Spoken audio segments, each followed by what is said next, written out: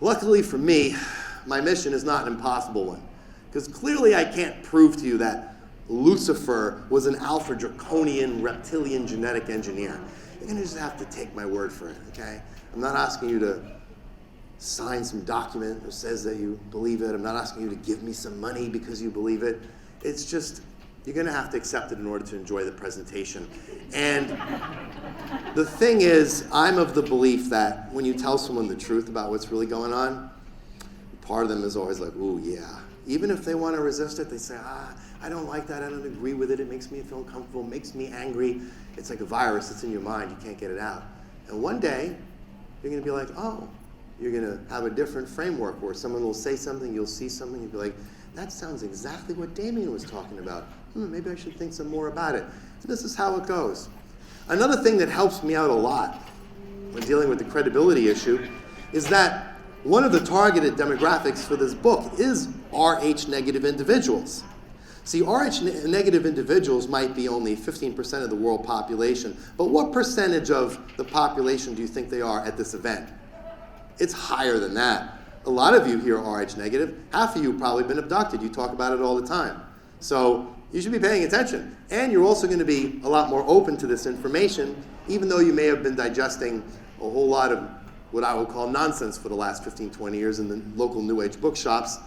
It's still going to be very interesting. And I think my job may be a little bit easier. Finally, before I start, I want to say I have nothing to sell you. Now, some of you smarties will be like, well, your book is for sale on Amazon. Yeah, it is. But this weekend, it's free. You want a copy? You just come and get it from me. Again, publishing does not make money these days. So I have nothing to sell you, which helps me a lot, I think, in credibility. And I'm probably actually the only vendor here who's not selling anything. You come by my booth, I'm like, hey, what's up? People don't know what to do with that. Other vendors come and go, you're ruining it for us. What are you doing? Sell something, please. You're making us look bad.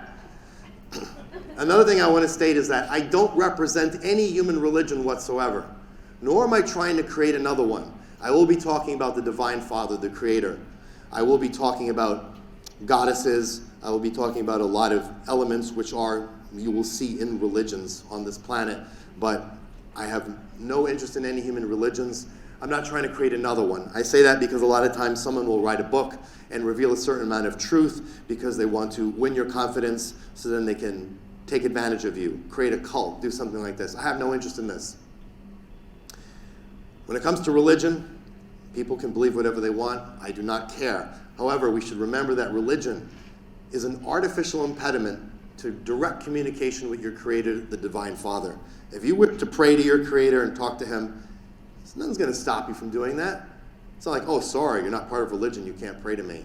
It's ridiculous. So don't worry about that. Don't worry about form and function, because it's going to become very important going forward. Because when you really learn all this information that's in the last harvest, you're going to be like, okay, but what do I do? This is crazy. And that's when praying comes into effect. And I'm not saying that from a Christian point of view, a religion point of view. It is what it is. You don't want to call it prayer, call it communication.